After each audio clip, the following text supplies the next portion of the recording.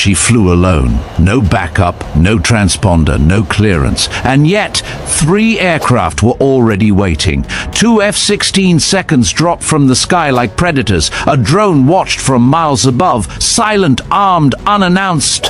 Unknown A-10, you are violating classified airspace. Comply now or we will engage. But this wasn't a mistake, this was a setup. And when they read her tail number, the entire base went still, like a subscribe. And remember, some ghosts don't haunt battlefields, they fly them. This is Veteranbiker. Comment 1 if you're new, 2 if you've been with us, 3 if you ride with us every week, and stay to the end. The sun was a hammer beating down on the unforgiving expanse of the Arizona desert.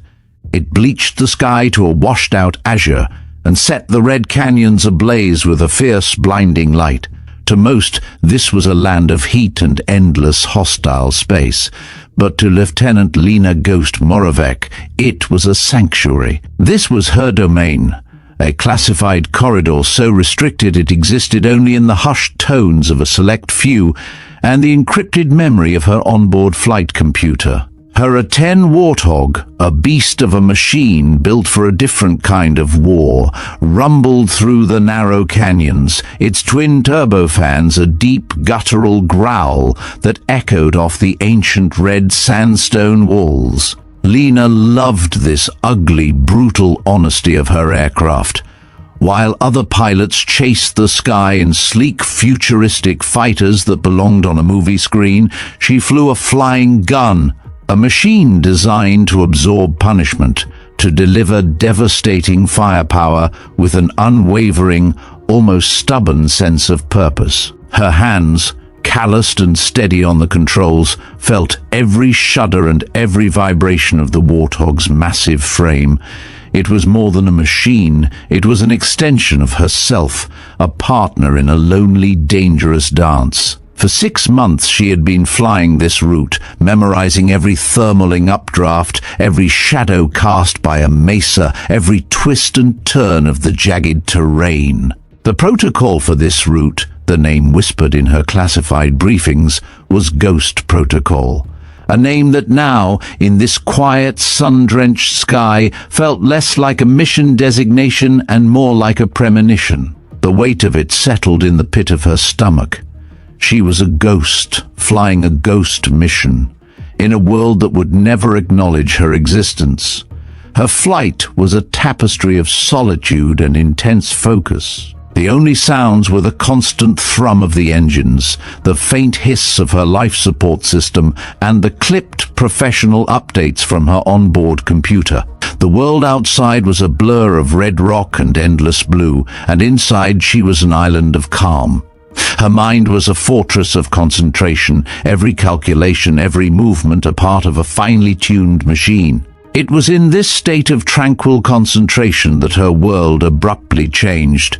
The radar screen on her main console, a calm, steady green field, suddenly erupted. A sharp, piercing wail, an alarm she knew was not a drill, tore through the quiet hum of her cockpit. The screen flashed a bright, angry red, and 2 distinct signatures appeared, closing on her position at an impossible speed. F-16 seconds, 2 of them. They dropped from the high-altitude haze like hunting hawks, their silhouettes a sleek, predatory contrast to her Warthog's blunt, powerful profile. Her blood ran cold. This was not part of the plan. This was not a training exercise with known assets. These were not her people. The protocol was clear. There were no other aircraft authorized in this airspace. She was a ghost, and the world had finally caught up to her. Their voices, sharp and authoritative, crackled through her headset, shattering the peace of her personal world. Unknown A-10, you are in violation of classified airspace. Squawk if and state your call sign immediately, or we will consider you a hostile target. The voice was cool, professional, but beneath the clipped tones, Lena could hear the unmistakable edge of a pilot who was not playing games. Her hands tightened on the controls, the familiar feel of the stick a thin line of reassurance against the rising tide of adrenaline. She was in a trap. Her mission was so classified, so deep in the black, that her orders were absolute: maintain radio silence under all circumstances. She couldn't respond. She couldn't defend herself. Her silence, she knew, would be perceived as an act of defiance, an act of hostility. Her hands were sweating inside her gloves, the fabric suddenly feeling rough and confining. She was a ghost, and her silence was all that defined her. To break it would be to betray everything she was. She had rehearsed this scenario 1,000 times in her mind, a hypothetical contingency that she never truly believed would happen. The thought of being intercepted by her own forces while on a black op was a paradox that felt more like a cruel joke than a reality. But here it was. She was an invisible phantom flying an impossible mission, and two very real F-16s with very real weapons were now boxing her in. The F-16s took up a perfect disciplined formation on each of her wings, their pilots clearly seasoned professionals. Lena could see the lead pilot's helmet turning toward her, his helmet visor reflecting the brutal sunlight. He was studying her aircraft, analyzing her, no doubt trying to figure out what an A-10 was doing alone in this restricted zone without a proper identification code. She wanted to explain. She wanted to tell them that she was exactly where she was supposed to be, that her mission was critical, that they were jeopardizing an operation that had taken months to plan. But the words died on her lips. Her orders were a chain of command she could not break. The silence was a suffocating blanket, a barrier of her own making. The tension was palpable, a physical weight in the small, confined space of her cockpit. The F-16 seconds engine whine, so different from her Warthog's deep growl, filled her ears, a constant high-pitched threat, and then her radar screamed again. A third signal. This one wasn't a sleek, fast-moving fighter. This was a high-altitude, armed drone, a predator. Its signature was faint, ghostly, and it was tailing her from a position so high above she couldn't possibly see it. It was silent. It had not announced itself. The F-16 seconds had not mentioned it. The presence of this third, unannounced observer sent a chill deeper than the high-altitude air. This wasn't just a military interception. This was something else. Something far more sinister, far more complicated. It felt like she was the subject of a predetermined plan, a carefully orchestrated move, and she was just a piece on a chessboard she couldn't see. She was a ghost, and someone, somewhere, had been hunting her for a very long time. The drone was the final piece of the puzzle, a silent, deadly observer that confirmed all her worst fears. A-10 pilot, respond immediately. You have 30 seconds to acknowledge before we consider you hostile and engage. The voice came again, this time harder, with the cold finality of an order that would not be repeated. The countdown was on. 30 seconds to decide between an order that was her life and a threat that was her death. Her training took over. Her mind, a finely tuned instrument of tactical calculation, began to run through the options. The canyon was too narrow for any evasive maneuvers. The F-16 seconds were faster, sleeker, designed for air superiority. Her Warthog was a tank built for punishment, but not for outrunning these predators of the sky. The canyon stretched for another 15 miles before opening up into the vast expanse of the desert, and by then, the F-16 seconds could have called in an entire squadron of support. Her mission was to remain unseen, to remain a ghost. Any attempt to evade would blow her cover completely. She was an unknown asset, and now she was an unknown threat. The silence was not a choice anymore, it was a cage. With a deep, shaky breath, she keyed her radio, choosing her words with a precision that belied the turmoil in her gut. She had to try to give them a clue, a single breadcrumb of information that might, just might make them stand down. "This is Warthog 77, she said, her voice a calm, steady line in the radio static. "Ghost protocol active. Request you verify with command before taking action." It was a calculated risk, a gamble. The words Ghost Protocol were a key, a classified passphrase that should have unlocked something in their command structure. It was her one and only chance to get them to back off without breaking her radio silence completely. But the response was immediate and crushing. Negative Warthog 77. "No Ghost Protocol missions authorized in this sector. You will follow us to a designated landing site immediately." The voice on the other end carried the finality of an order that had been given before, an order that was followed through with deadly seriousness. It was clear these pilots, these professionals, had no knowledge of her protocol. Their compartmentalized world had no room for her mission. The irony was a bitter taste in her mouth. She was a soldier, a patriot, and she was being intercepted by the very military she served. The right hand truly did not know what the left hand was doing, and in this case the ignorance of the right hand was about to get her killed. The rules had betrayed her. Her own command structure, designed to protect and compartmentalize her, had left her completely exposed. Her mind races through her last remaining options, ultimately deciding that complying and landing the aircraft is the only path that offers a chance of survival. With calm professionalism, she follows the F-16 seconds to a newly built, unmapped airstrip in the desert. The runway is unusually long, designed for larger aircraft, which sends a shiver of foreboding down her spine.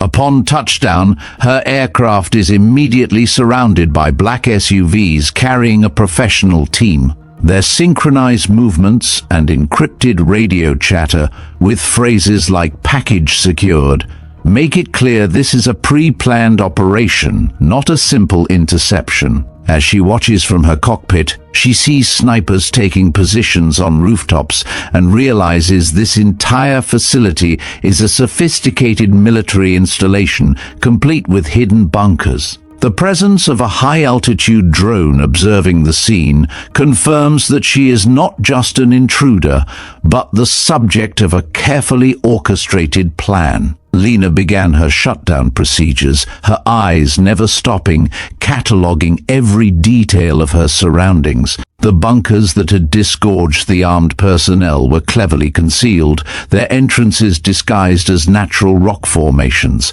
Only when the camouflage doors had opened could she see the sophisticated facilities hidden beneath the desert floor. This wasn't just a landing strip, it was a full military installation, complete with underground hangars and living quarters. A place built to be forgotten, a place built to hold secrets. The armed personnel moved with the fluid coordination of Special Operations Forces. They wore no identifying patches or insignia, their black tactical gear unmarked except for small communication devices clipped to their shoulders. Each carried weapons she recognized. M4 carbines with advanced optics, sidearms in quick-draw holsters, and equipment that suggested they were prepared for anything from a simple detention to a full-scale firefight. Lena, a veteran of 3 combat deployments, knew what she was looking at. This was a professional team. This was the A-team. As Lena completed her engine shutdown, she noticed movement on the rooftops of nearby structures. Snipers were taking positions, their rifle barrels glinting in the sunlight as they established overlapping fields of fire. The positioning was textbook. No matter which direction she might try to run, she would be in someone's crosshairs. These aren't soldiers playing at security. They are professionals who understood that even a grounded pilot could be dangerous. The lead F-16 had landed behind her, its pilot already climbing down from his cockpit with practiced efficiency. His wingman circled overhead, maintaining overwatch in case this situation required additional firepower. Lena's hands moved automatically through the post-flight checklist, but her mind was racing through possibilities. This level of response suggested either she had stumbled into something far more sensitive than a simple training exercise, or someone had been expecting her. The timing was too perfect, the coordination too smooth for this to be an improvised response to an airspace violation. She was a ghost, and someone had set a trap for her, and she had walked right into it. She looked at the sniper on the closest rooftop. He was a professional, his form rigid and unmoving, the crosshairs of his rifle surely centered on her. She imagined the click of his safety being released, the single devastating shot. She was a target, a variable in an equation she didn't understand, and this man was the constant, the immovable object of her fate. She was a ghost, but a ghost could bleed. She closed her eyes for a second, feeling the heavy, oppressive heat of the desert and the cold, terrifying certainty of her situation. This was the end of her mission, the end of her life. Just as the sniper's finger tightened on the trigger, a voice, frantic and urgent, tore through his comms. It wasn't the calm, professional tone of a recon officer. This was a man on the edge, a man who had seen something that defied all protocol. "Wait, she's marked Echo Nix!" the voice shouted, a jolt of static following the words. The sniper's finger hesitated. He adjusted his scope, his eyes narrowing, focusing on a detail so small, so faded it was almost invisible. Just beneath the cockpit glass, etched into the metal, were faint, almost ghostly letters. Echo Nix, not for record. It was a classification, a signature that should not have been here. It was a ghost of a ghost, a piece of a puzzle that should have been buried in the deepest layers of the Black Ops world. It was a designation for a project that, according to official records, had been terminated 3 years ago. The sniper's posture slackened, his professional rigidity melting into confusion. He lowered his rifle slightly, his hands trembling with the shock of what he had seen. The crosshairs on Lena's helmet disappeared, replaced by a blurred image of the cockpit glass. He looked to his commander, a silent question in his eyes. The voice over the comms was a whirlwind of frantic, confused chatter. "Echo Inks? You sure about that?" The voice was shaky, incredulous. "That's not possible. That project was scrubbed 3 years ago." The sniper, still holding his rifle, could only stare at the faded letters. He had been briefed for every contingency. A hostile pilot, an evasive pilot, a pilot attempting a breakout. But he had not been briefed for this. He had not been briefed for a ghost. The world, for a brief, terrifying moment, had stopped. And in the silence, Lena Moravec, a woman who had just been a nameless threat, was now something else entirely. She was an Echo Nix, a ghost from a project that should not exist, on an aircraft that should have been a pile of twisted metal. And in that moment of shattered certainty, Lena realized that the men surrounding her were no longer in control. She wasn't just a mission. She was a paradox. And she had just stumbled into the middle of a mystery she had no idea she was a part of. The first act of her impossible return had just begun. And the world was watching, holding its breath. The stage was set, and the ghost had landed. The silence was the most terrifying sound Lena had ever heard. It descended on the desert airstrip, not as a lack of noise, but as a physical presence, a collective frozen breath. It was a silence born of shattered certainty, a script suddenly torn to pieces. The high-pitched whine of the F-16 holding a high-altitude overwatch was the only thing that dared to puncture the stillness. In the crosshairs of a sniper's rifle, Lena had just been a target, an unknown asset to be neutralized. Now, with the whisper of a code name, she had become a ghost. She had become an impossibility. The sniper on the rooftop, his body tense with adrenaline just a moment ago, was now a statue of confusion, his rifle lowered by a fraction, his eyes glued to the small, faded etching beneath her cockpit glass.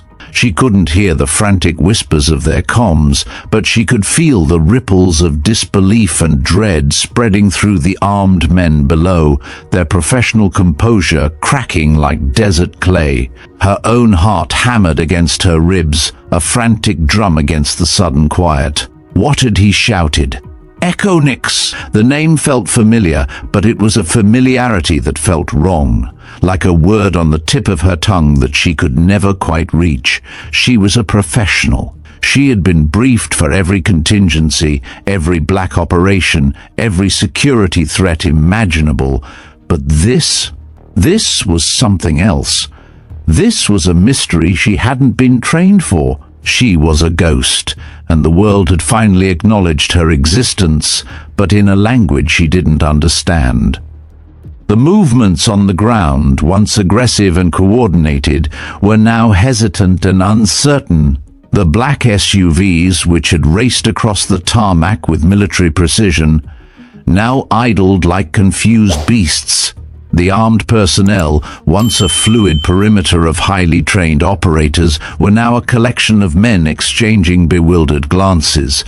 Lena watched them, her eyes darting from one figure to the next, cataloguing every detail. The base was too clean, too new, too perfect to be an improvised response. The camouflage doors to the concealed bunkers, the fresh concrete barriers, the prefab control tower with its tinted vacant eye sockets. This was a facility built for a purpose, built in secret, and built to receive someone. This wasn't a trap for an intruder. This was a stage set for a very specific performer. This landing had been expected. She had walked into a net that was waiting for her, and the word Echo NX was the signal that had sprung the trap. Through her canopy, Lena saw a figure emerge from the largest of the black SUVs. He was different from the others. He didn't wear the black tactical gear of the armed personnel. He wore a dark, impeccably tailored suit, a stark and unsettling contrast to the harsh desert environment. He carried himself with the quiet confidence of a man accustomed to being obeyed without question. This was Director Kyle. He was the one in charge. He walked with a deliberate, unhurried pace, his eyes sweeping across the scene, taking in every detail. He looked less like a commander and more like a puppeteer, and Lena felt a growing sense of unease. He was a man with a plan, a man who had set this stage, and now he was walking out to meet his star. Director Kyle spoke into a small, discreet comms device clipped to his ear, his voice calm and authoritative even from a distance. The armed personnel, responding to his unseen commands, began to shift their positions. The rifles were lowered from a posture of threat to a posture of readiness. The Overwatch F-16, a constant high-pitched presence in her ears, began to circle at a wider distance, its engine whine receding to a low hum. The stage had been reset. The immediate danger was gone, replaced by a cold, calculating tension. The game had changed from a game of force to a game of information. Locked in the cockpit, Lena's mind, a finely tuned instrument of tactical analysis, began to work through the new data. She was no longer a hostile intruder. She was a known asset, an anomaly, a variable. The encrypted comms chatter that she had been unable to decipher still filled her radio, fragments of conversation leaking through, but now they spoke of a different protocol.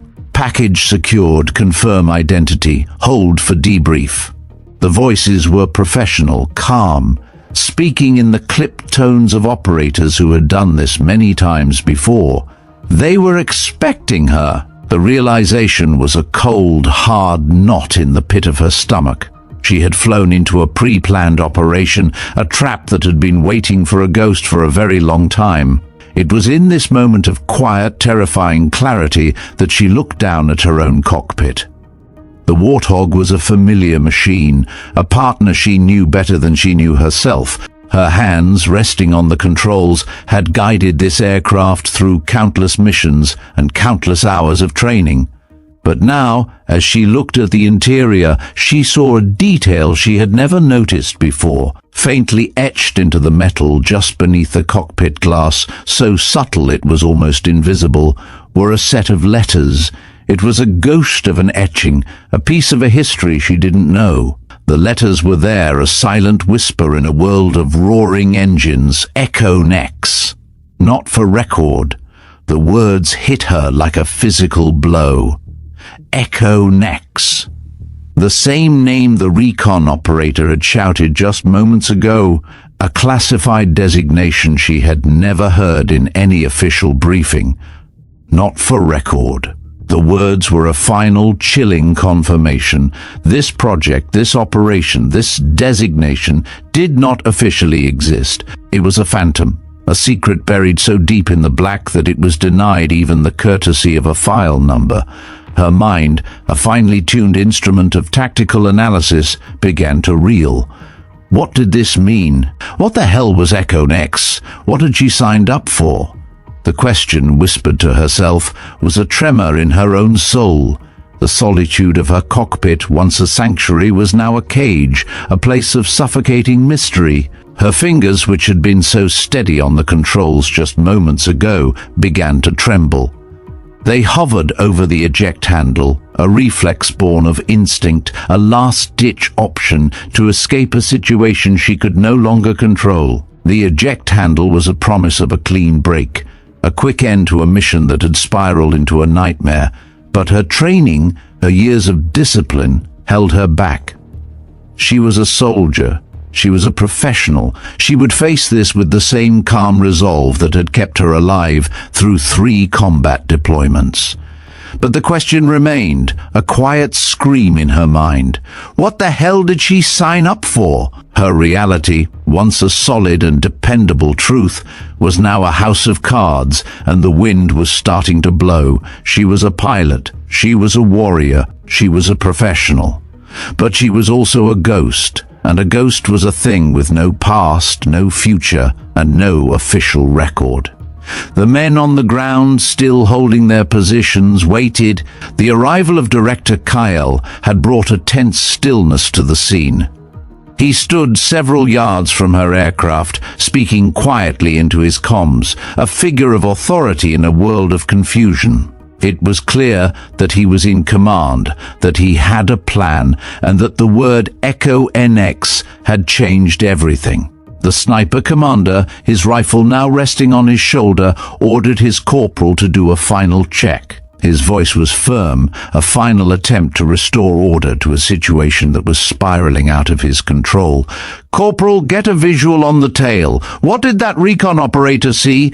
A young corporal, his face pale and his movements hesitant, approached the rear of the aircraft. He was clearly a rookie, a kid who had been trained for a black-and-white world, and was now standing in a grey, terrifying reality. He moved with a sense of trepidation, as if approaching a ghost. He raised a set of high-powered binoculars to his eyes, focusing on the faded numbers painted on the warthog's tail. The numbers were old, battle-scarred, a testament to a long and storied history. They were a part of the aircraft, a part of its soul. AF-800 and 10,965. The corporal's eyes, wide with a growing sense of dread, stared at the digits. His professional composure, a thin veneer of training over a deep well of fear, began to crack. His hands, which had been so steady just moments ago, began to tremble. He lowered the binoculars slowly, his mouth open in a silent gasp. He looked at the tail number. He looked at the aircraft. He looked at the vast, empty desert. And then he looked at his commander, a silent, terrified question in his eyes. He had seen something that defied all logic, all reason, all of his training. "Sir." His voice came out as a whisper, a sound barely audible in the quiet hum of the desert wind. His hands were shaking as he pointed at the painted digits, a shaky, accusing finger aimed at the impossible. "Sir, that number, that's impossible!" The words hung in the air, a final confirmation of the impossible. The sniper commander, the professional soldier, could only stare at his corporal's terrified face, his own world beginning to tilt on its axis. He had been briefed for a hostile asset. He had been briefed for a rogue pilot, but he had not been briefed for this. He had not been briefed for a ghost. The stage was set, the cast was in place, and the ghost had landed. And now, the men on the ground, the professionals, the men with the plan, were about to learn the truth about the number that shouldn't exist. They were about to learn the truth about the ghost. And for Lena, the pilot in the cockpit, the mystery was just beginning. The question remained, what the hell had she signed up for? The answer was about to change everything, and the world was watching, holding its breath. The stage was set, and the ghost had landed, and now the men on the ground, the professionals, the men with the plan, were about to learn the truth about the number that shouldn't exist. They were about to learn the truth about the ghost. And for Lena, the pilot in the cockpit, the mystery was just beginning.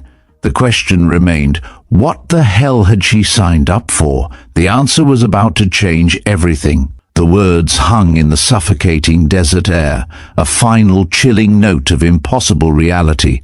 "Sir, that number, that's impossible."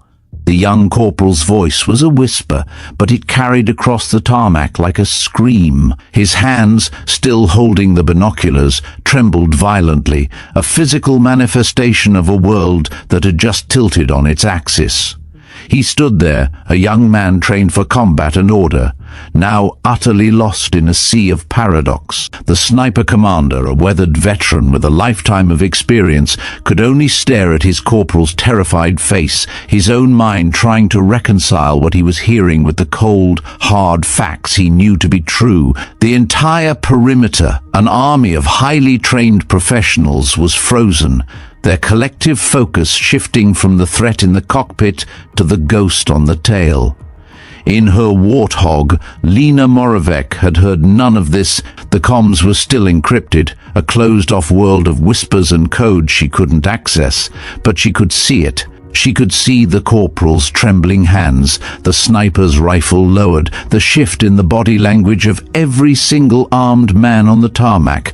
The tension, once a coil of aggressive readiness, had become a brittle, shattered thing. She was no longer a hostile asset. She was now inexplicably a source of dread. The silence that had followed the corporal's words was thick with a new kind of terror, a terror born not of danger, but of the supernatural. And then a new figure entered the fray. The lead F-16 pilot, Colonel Reed Morrison, had finally disengaged from his aircraft. He was a picture of professional aggression. His shoulders squared, his head held high with the kind of military bearing that only comes from years of flying and fighting. He looked like a man who had seen combat, who had made life and death decisions at 30,000 feet and lived to tell about it. His flight suit was perfectly tailored, his stride purposeful, and his face, visible through his helmet visor, was a mask of intense, unwavering focus. He was the commander, the man in charge of this interception, and he was walking toward her aircraft with the unwavering confidence of someone who was about to take control of a situation. He moved with a practiced efficiency, his ground crew already swarming his F-16, a whirlwind of activity that seemed to be the only thing moving on the silent tarmac. He was talking into his helmet comms, issuing orders, his voice a steady, authoritative line in the chaotic static of the ground crew's chatter. He was an officer, he was a professional, and in his world, a world of logic, precision, and rules, an anomaly was simply a variable to be dealt with. He was approaching Lena's warthog, his confident stride eating up the distance between them, and in his mind she was just an anomaly, an A-10 where she shouldn't be, a pilot who had broken every rule in the book, a problem to be solved. But as he got closer, his movements began to change. His confident stride faltered. He was close enough now to read the numbers, the letters, the history painted on the faded, battle-scarred tail of her warthog. The letters were there, AF. The numbers were there, 810,965. The transformation was so sudden and so complete that Lena initially thought he might be having some kind of medical emergency. His confident stride came to an abrupt, grinding halt, as if he had hit an invisible wall. His hands, which had been gesturing to his ground crew, froze in mid-motion. His head, which had been held high with military bearing, tilted slightly, his eyes, still visible through the visor, widening with a dawning horror. The helmet, the expensive high-tech piece of equipment that was his link to the world, slipped from his trembling hands. It hit the concrete tarmac with a sharp, sickening crack that echoed across the silent desert. The sound seemed to break some kind of spell, because suddenly everyone was moving again, but their movements were uncertain, confused, as if the script they had been following had suddenly been torn up and thrown away. His wingman, Captain Ezra Chung, a younger pilot with the lean build and quick movements of someone still early in his career, had been approaching from the left flank. But his reaction was identical to his squadron leader's. He came to an equally abrupt halt, his face going pale beneath his helmet. His mouth opened and closed several times without producing any sound, his eyes darting from the tail number to his commander's frozen, terrified face. He stumbled, catching himself with a hand on the fuselage of the Warthog, a silent, desperate anchor in a world that was suddenly spiraling out of control. Both men stood there, paralyzed, their eyes glued to the 6 faded digits painted on her Warthog's fuselage. They were looking at the numbers as if they were seeing a ghost. They were looking at a number that should not exist. The armed personnel who had been maintaining a professional perimeter around her aircraft began to lower their weapons, not in surrender, but in utter, profound confusion. Lena could see them exchanging glances, their body language shifting from alert readiness to uncertain hesitation. Whatever they had been briefed to expect, this wasn't it. This wasn't in the playbook. The snipers on the rooftops remained in position, but she could see them adjusting their scopes, trying to get a better view of what was happening on the tarmac below. Director Kyle, the man in the suit who had been approaching with such authority just moments before, had stopped 20 feet away and was speaking rapidly into a satellite phone, his body language suggesting he was asking for instructions, possibly even requesting confirmation of something he couldn't quite believe. "Jesus Christ!" Colonel Morrison finally whispered, his voice barely audible, but carrying clearly in the sudden stillness. "It's really her number." His hands were shaking as he reached toward the painted digits, stopping just short of touching them, as if they might burn his fingers.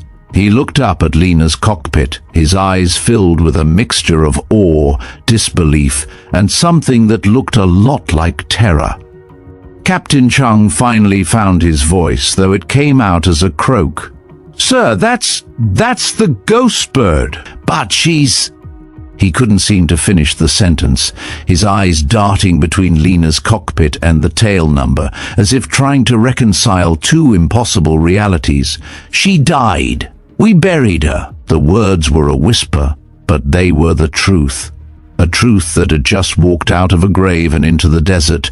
In her cockpit, Lena Moravec had heard enough. Her heart, which had been a frantic drum against her ribs just moments ago, was now a cold, hard knot of ice. She had been called a ghost by the men in her classified briefings, but these men, they were looking at her as if she were a real ghost, a phantom, an impossibility. This wasn't a mission designation, this was a statement of fact. Her professional composure, a thin veneer of training over a deep well of fear, began to crack. She was a soldier. She was a professional.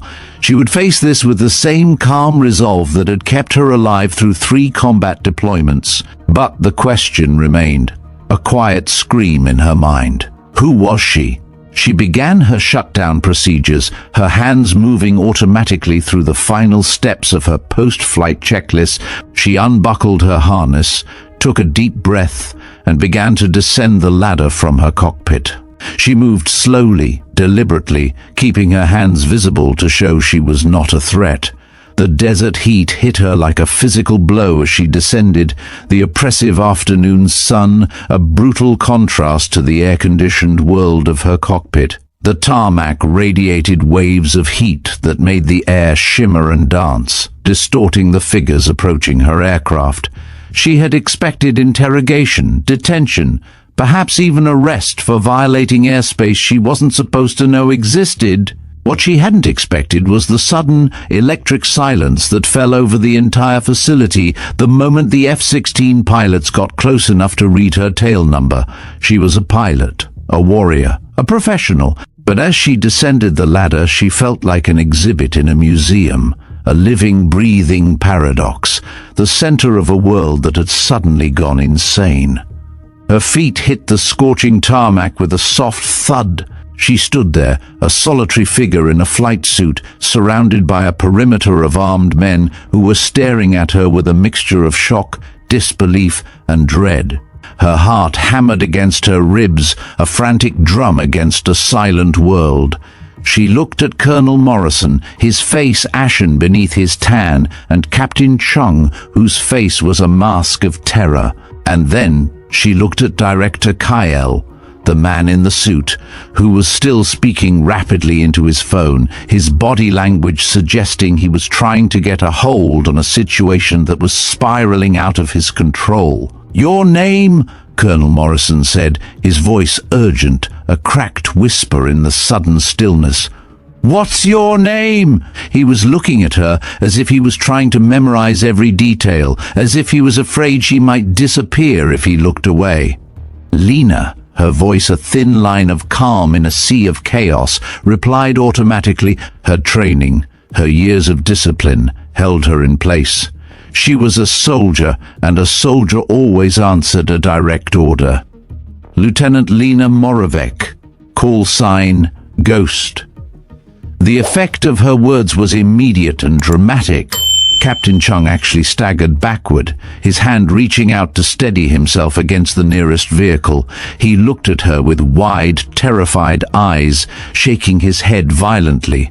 "No," he said, his voice a hoarse croak. "No, that's not possible. Ghost is dead. We were at her funeral. We saw the wreckage photos. The armed personnel were now openly staring, their professional composure cracking as they tried to process what they were hearing. Lena could see some of them reaching for their communication devices, probably trying to contact their superiors for guidance on a situation that clearly wasn't covered in their standard operating procedures. The man in the suit, Director Kyle, had finished his phone call and was approaching again, but his confident demeanor had been replaced by something that looked almost like fear. He was walking toward her. A man with a plan who had just realized his plan was a lie. The air thickened with a new kind of terror, a collective, unspoken dread that hung in the air like a physical presence. They were not looking at a rogue pilot. They were not looking at a hostile asset. They were looking at a ghost. And for Lena, the pilot in the cockpit, the mystery was just beginning. The question remained, what the hell had she signed up for? The answer was about to change everything, and the world was watching, holding its breath.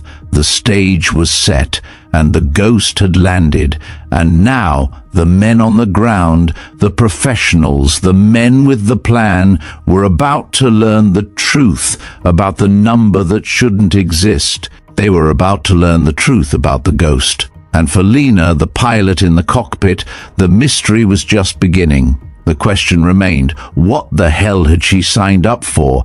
The answer was about to change everything, and the world was watching, holding its breath. The stage was set, and the ghost had landed, and now the men on the ground, the professionals, the men with the plan, were about to learn the truth about the number that shouldn't exist. They were about to learn the truth about the ghost.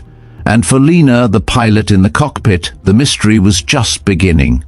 The question remained, what the hell had she signed up for? The answer was about to change everything. The air was thick with disbelief, a silent, suffocating dread that hung in the space between the living and the dead.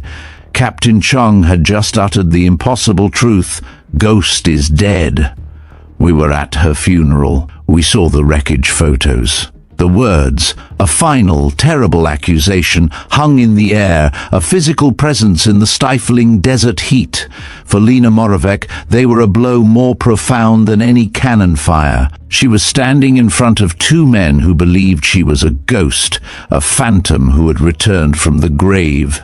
The silence was broken by the strained, trembling voice of Colonel Reed Morrison, the lead F-16 pilot. His face was a mask of conflicting emotions, awe, horror, and a desperate need for a logical explanation. He looked at Lena, a living, breathing paradox, and began to speak. "Syria," he said, his voice gaining strength as the memories flooded back. His eyes grew distant, no longer seeing the endless expanse of the Arizona desert, but a war-torn landscape half a world away.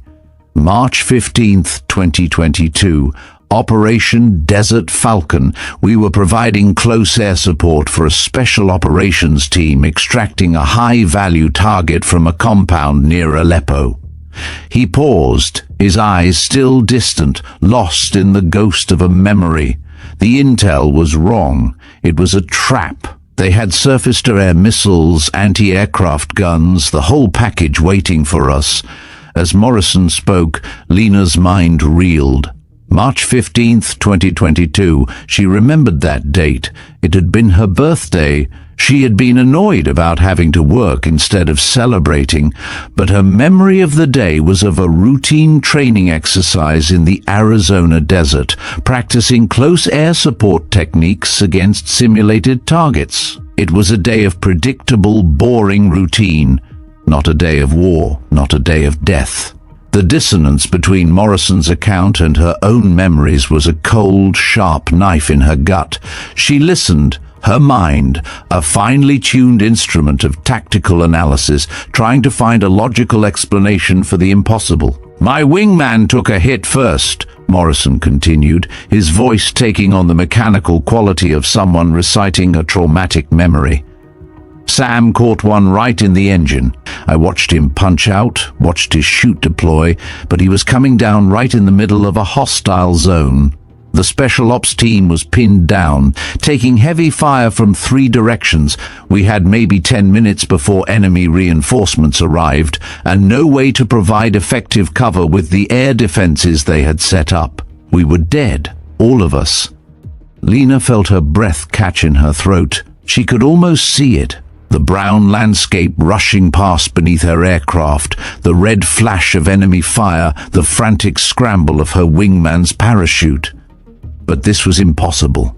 She had never been to Syria. Her service record was clear.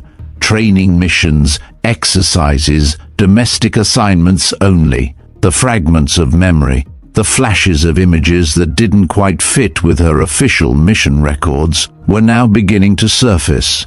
Pieces of a shattered mirror, reflecting a reality she couldn't comprehend.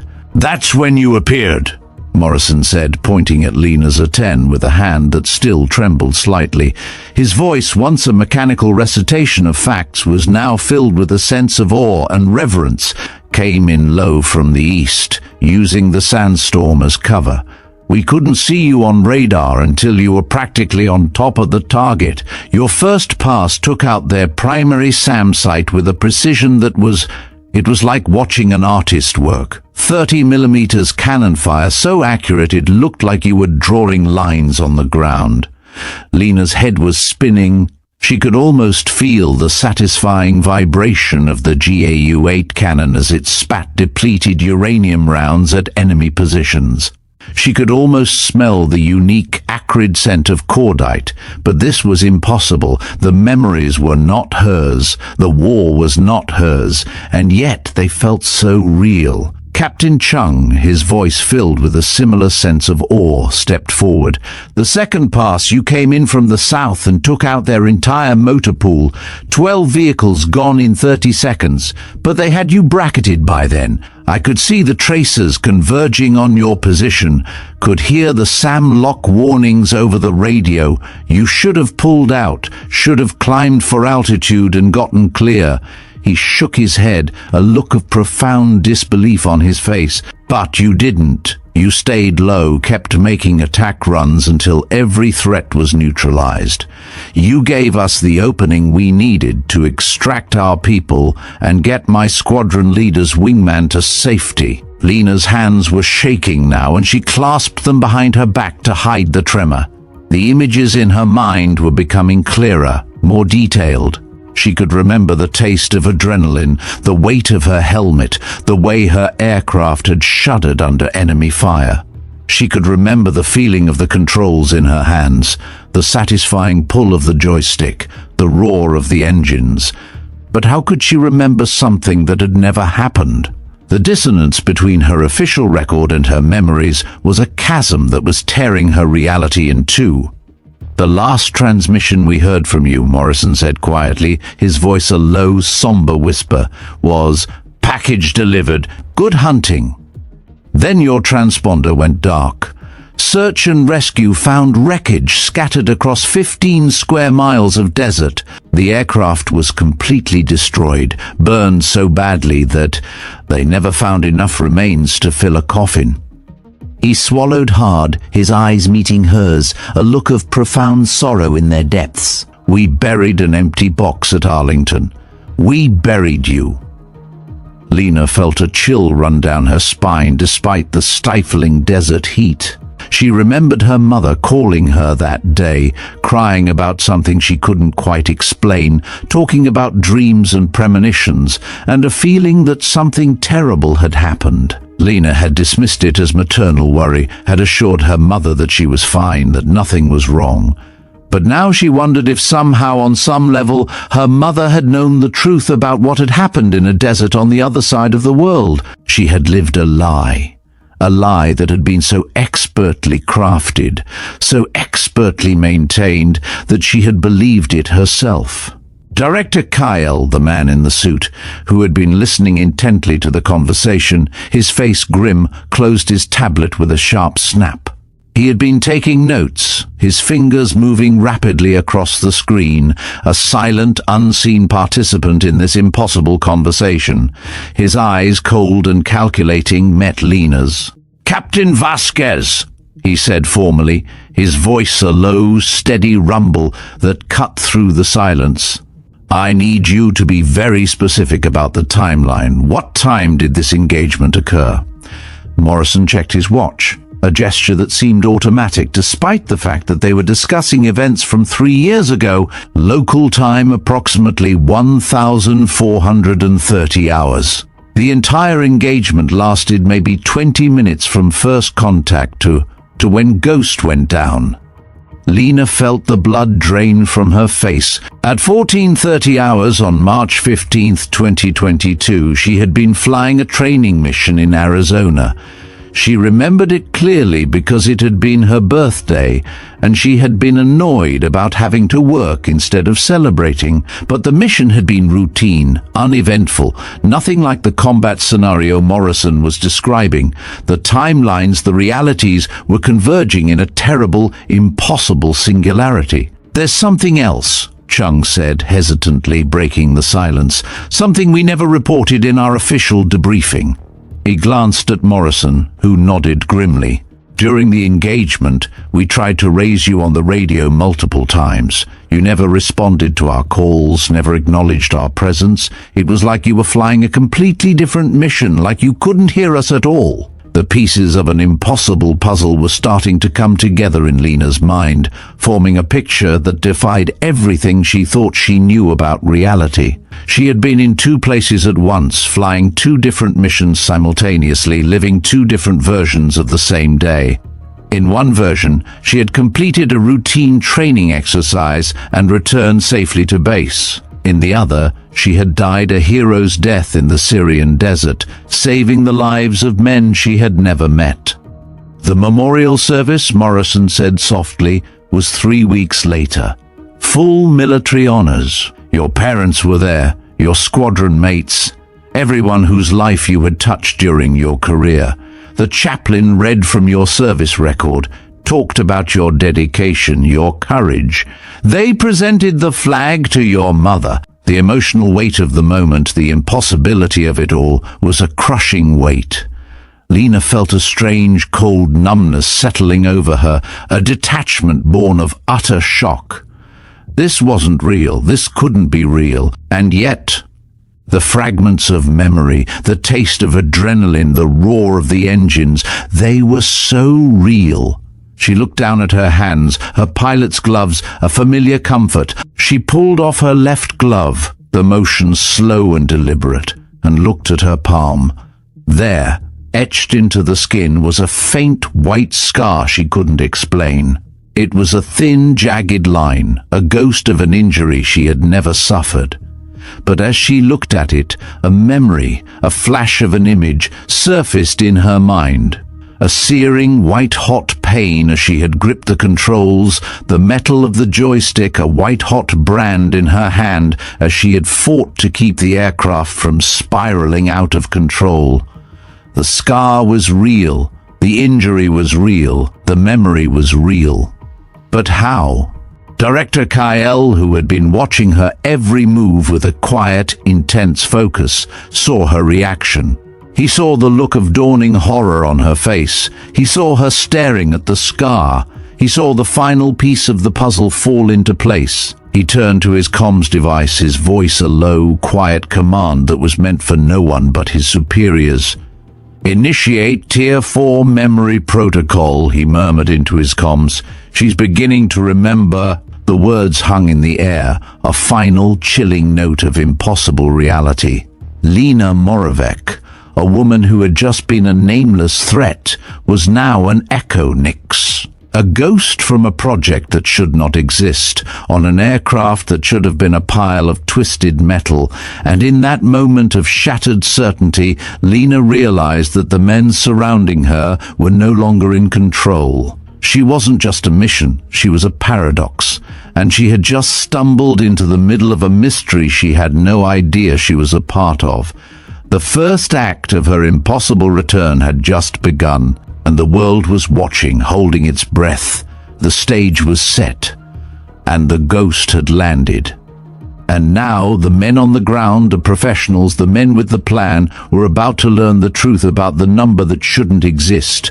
They were about to learn the truth about the ghost. And for Lena, the pilot in the cockpit, the mystery was just beginning.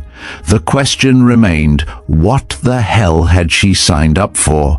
The answer was about to change everything, and the world was watching, holding its breath. The stage was set, and the ghost had landed. And now, the men on the ground, the professionals, the men with the plan, were about to learn the truth about the number that shouldn't exist. They were about to learn the truth about the ghost. And for Lena, the pilot in the cockpit, the mystery was just beginning. The question remained, what the hell had she signed up for? The answer was about to change everything. The words hung in the air, a final, chilling note of impossible reality. She's beginning to remember. Director Kyle's voice, a low and quiet command into his comms, was the last piece of a puzzle that was just beginning to take shape. Lena stood there, a woman who had just been a nameless threat, now an anomaly, a variable, an echo Nix. The scar on her palm, a ghost of an injury she had never suffered, was a physical manifestation of a memory that shouldn't exist. She was a paradox, a living, breathing paradox, and the men on the ground, the professionals, the men with the plan, were about to learn the truth about the number that shouldn't exist. They were about to learn the truth about the ghost. And for Lena, the pilot in the cockpit, the mystery was just beginning. Director Kyle, the man in the suit, had finished his phone call. His confident demeanor had returned, his face a calm, unreadable mask. He approached Lena, his stride deliberate and unhurried. He was no longer a man with a plan that had gone wrong. He was a man with a plan that was just beginning to unfold. He was looking at her not as a soldier, but as a specimen, a living piece of technology. His eyes, cold and calculating, met hers. He was a puppeteer, and she was the puppet. He was the man with the answers, and she was the question. "Captain Moravec," he said, his voice a low, steady rumble that cut through the silence. "My name is Director Samuel Hayes, Defense Intelligence Agency. What I'm about to tell you is going to sound impossible, but I need you to listen carefully and try to remember. Lena felt the desert heat pressing down on her like a physical weight, but inside she was cold, her mind racing through implications that seemed to multiply with each passing second. The faces around her, Morrison, Chong, the armed personnel, even the snipers who had abandoned their posts, all were expressions of people witnessing something that challenged their understanding of reality itself. She was a living exhibit, a testament to a science that should not exist. 3 years ago, Kyle continued, his voice taking on the careful tone of someone explaining something he didn't fully understand himself. You volunteered for an experimental program called Project Echo Nex. The official designation was Advanced Temporal Reconnaissance, but the people who worked on it called it something else entirely. He paused, watching her face for any sign of recognition. They called it the Ghost Protocol. The words hit Lena like a physical blow. Ghost Protocol. The same designation as her training route, the same name that had been whispered in classified briefings she couldn't quite remember. Fragments of memory began surfacing, like pieces of a shattered mirror reflecting distorted images of a past she had somehow forgotten. The briefings, the medical examinations, the psychological evaluations. She remembered signing documents so classified that even reading them required special clearance. Most of all, she remembered the machine, a complex array of sensors and neural interfaces that had been installed in a specially modified A-10. She was a ghost, and the world had finally acknowledged her existence, but in a language she didn't understand. The technology was theoretical, Kyle explained, his voice a calm, steady line in a sea of chaos. Quantum entanglement applied to consciousness. The ability to project the pilot's awareness across space and time while their physical body remained safely in a controlled environment. He was speaking in a language she understood, the language of science, the language of a mission. The idea was to conduct reconnaissance missions in hostile territory without risking actual personnel. You were the first and only pilot in the program. You were the ghost. Morrison stepped closer, his face a mask of confusion and growing anger. Are you telling me that the pilot who saved my squadron, who died protecting my people, was some kind of, what, a projection? A ghost? Not a ghost, Kyle said quickly. The consciousness was real. The actions were real. The aircraft was real. But the pilot's physical body was here in Arizona, flying a training mission, while her consciousness was simultaneously operating an identical aircraft in Syria. The quantum entanglement allowed for perfect synchronization between the two states of existence. Lena's legs gave out and she found herself sitting heavily on the hot tarmac, her mind reeling as suppressed memories began flooding back. She remembered the briefings now, the medical examinations, the psychological evaluations. She remembered signing documents so classified that even reading them required special clearance. Most of all, she remembered the machine, a complex array of sensors and neural interfaces that had been installed in a specially modified A-10. She remembered the feeling of the controls in her hands, the satisfying pull of the joystick, the roar of the engines. She remembered the feeling of the second aircraft, the quantum twin, as if it were a part of her own body. The mission in Syria was supposed to be a test, Kyle continued, crouching down beside Lena.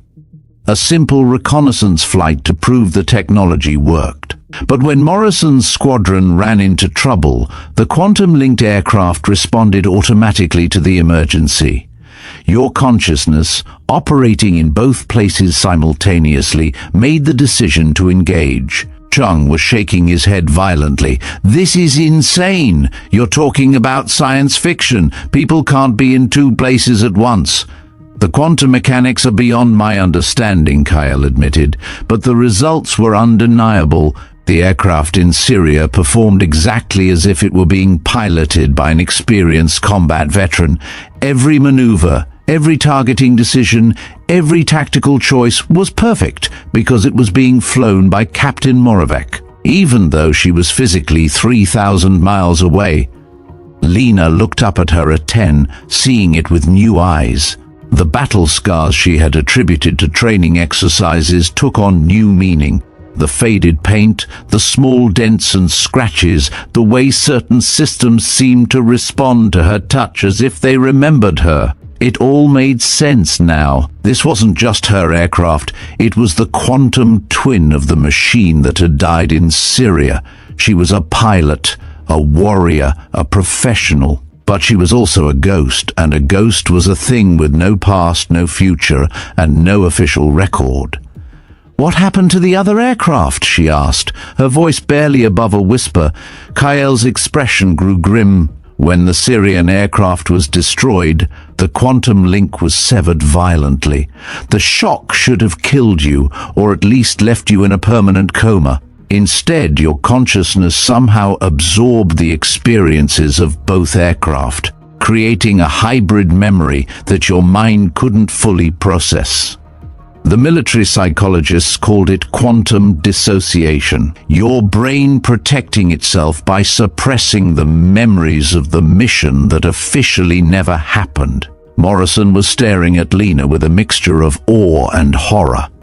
"So when we attended your funeral, when we saluted your empty coffin, you were mourning a part of her that really did die." The quantum-linked consciousness that operated the Syrian aircraft was destroyed along with the physical machine, Kael confirmed. What survived was the original Lena Moravec, but with fragmented memories of experiences that belonged to her quantum twin. The pieces were falling into place now, creating a picture that was both impossible and undeniably true. Lena remembered the dreams that had plagued her for 3 years. Dreams of combat, of enemy fire, of dying in a foreign desert. She had attributed them to stress, to the normal anxieties of a military pilot, but they hadn't been dreams at all. They had been memories of a death she had experienced, but somehow survived. She was a living, breathing paradox, the center of a world that had suddenly gone insane. The program was shut down immediately after Syria, Kael continued. The technology was deemed too dangerous, too unpredictable, but you were already deep undercover on a related project, using your unique quantum-altered consciousness to infiltrate enemy networks in ways that conventional intelligence couldn't match. For 3 years, you've been living a double life, carrying out missions you couldn't remember, serving your country in ways that officially never happened. And now, this is where it ends. The quantum alterations to her consciousness are breaking down. The memories are surfacing. The two versions of her reality are beginning to merge. She needs medical attention, psychological support, and most importantly, she needs to know the truth about what she sacrificed for her country. As Kael spoke, the armed personnel and the pilots all looked at the A-10, this ghost of a machine. They had been looking at a symbol of a dead hero, a memorial. Now they were looking at a piece of technology, a scientific marvel, a national asset. Kael looked at Lena with a cold, calculating gaze.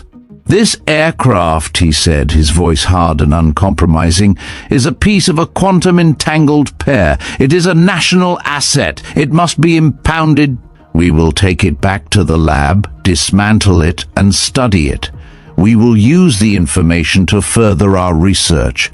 We will not allow it to fall into the wrong hands." Colonel Morrison, who had been listening in stunned silence, finally found his voice. He looked at Kael, a man who saw only assets and data, and then at the A-10, a machine that had saved his life. He looked at Lena, a woman he had buried, and then at the tail number, a symbol of a promise he had made. "This plane saved lives," Morrison said, his voice firm, his eyes locked on Kael's. "That tail number means something to us. It's a symbol of a hero, a symbol of a sacrifice. You can't just erase that. You can't just take it back to the lab and treat it like a piece of equipment. This plane is a piece of equipment, Kyle said, his voice cold and devoid of emotion. It is a piece of technology that allowed for a scientific breakthrough. The sacrifice of one pilot is an unfortunate consequence of progress. We will honor her, but we will not allow a sentimental attachment to a machine to stand in the way of national security. Lena stood in the middle of this argument, her mind reeling. She was a ghost, a phantom, a living paradox. She was a soldier. She was a weapon. She was a national asset. She was a memory. She was a symbol. She was a ghost. She was a question. She was a lie. She was a truth. She was a ghost. And now she was torn between the two realities, the two men, the two truths. She was a ghost, and the world had finally acknowledged her existence, but in a language she didn't understand. The stage was set, and the ghost had landed. And now, the men on the ground, the professionals, the men with the plan, were about to learn the truth about the number that shouldn't exist. They were about to learn the truth about the ghost. And for Lena, the pilot in the cockpit, the mystery was just beginning. The question remained, what the hell had she signed up for? The answer was about to change everything, and the world was watching, holding its breath. The stage was set, and the ghost had landed. And now, the men on the ground, the professionals, the men with the plan, were about to learn the truth about the number that shouldn't exist. They were about to learn the truth about the ghost. And for Lena, the pilot in the cockpit, the mystery was just beginning. The question remained, what the hell had she signed up for? The answer was about to change everything. The silence that followed Director Kyle's words was a heavy, suffocating blanket, a standoff between the cold, hard logic of a man who saw only assets and data, and the raw, emotional truth of a man who saw only sacrifice and heroism. Colonel Morrison, his eyes locked on Kyle's, stood his ground, a silent, unyielding monument to the pilot who had saved his life. He was a man of honor, and he would not allow the memory of a hero to be erased. He was a man of rules, but in this moment, a higher truth, a truth of honor and sacrifice was at stake. In the middle of this standoff stood Lena, a woman who had just discovered she was a living ghost. She was a soldier, a warrior, a professional. But she was also a paradox, a living, breathing paradox, a symbol of a science that should not exist. She was a national asset. She was a symbol. She was a living memorial. She was a question. She was a lie. She was a truth. She was a ghost.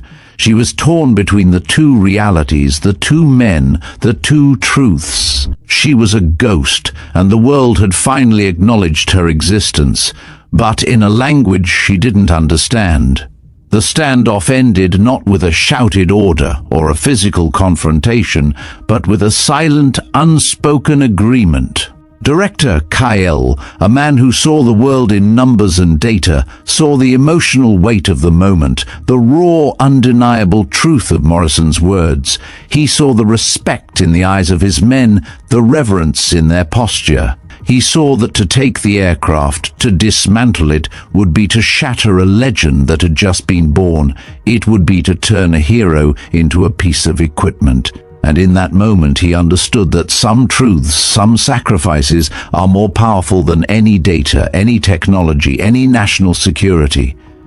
He gave a single, almost imperceptible nod.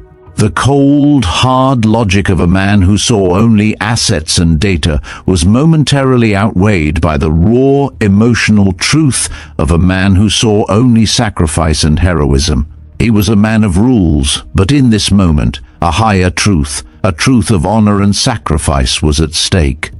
Lena was cleared to leave the cockpit. The order came not from Kyle, but from a junior officer, a man whose face was a mask of awe and reverence.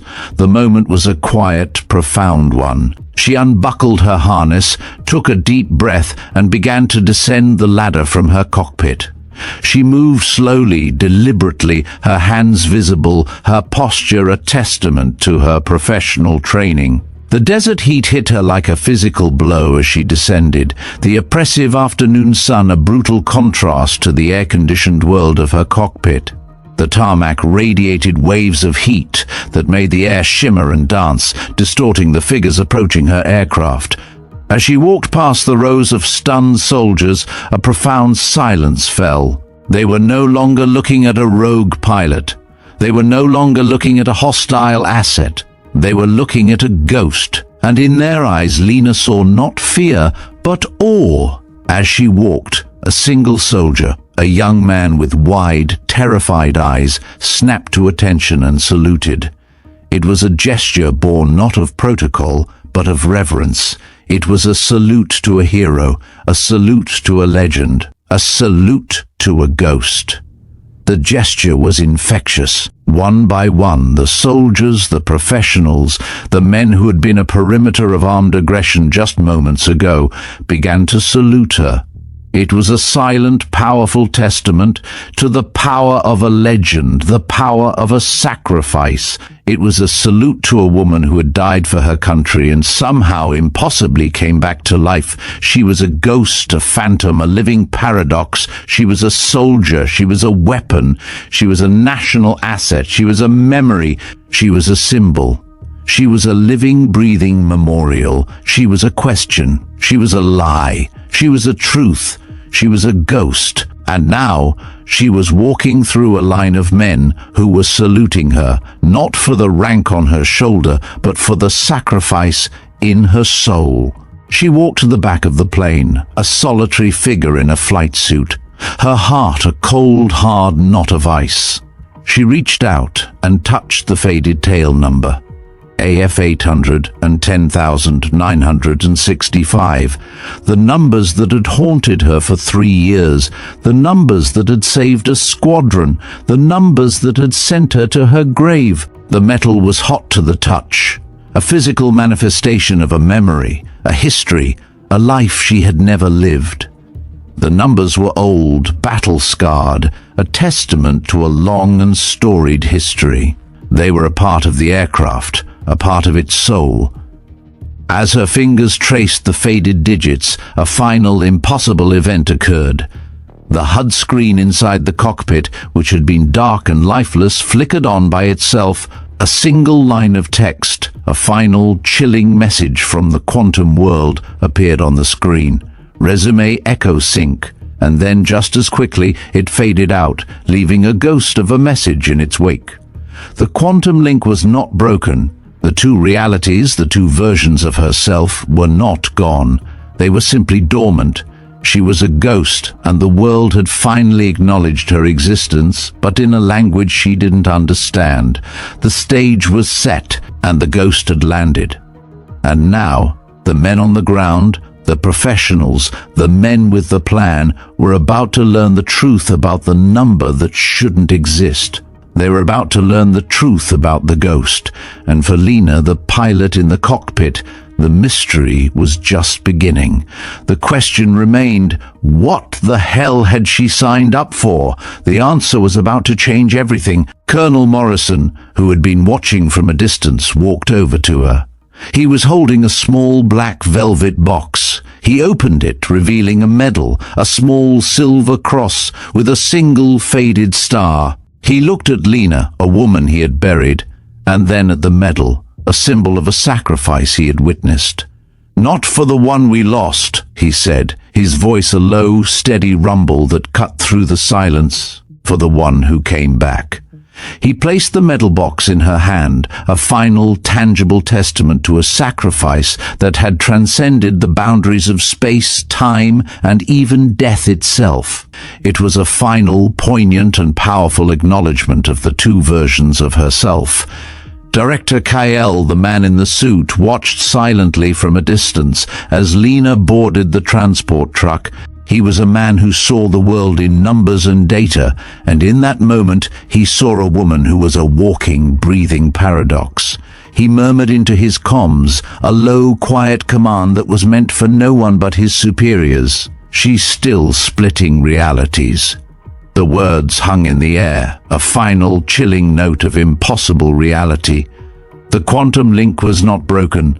The two versions of herself were not gone. They were simply dormant. The war was not over. It was just beginning. Lena turned back one last time.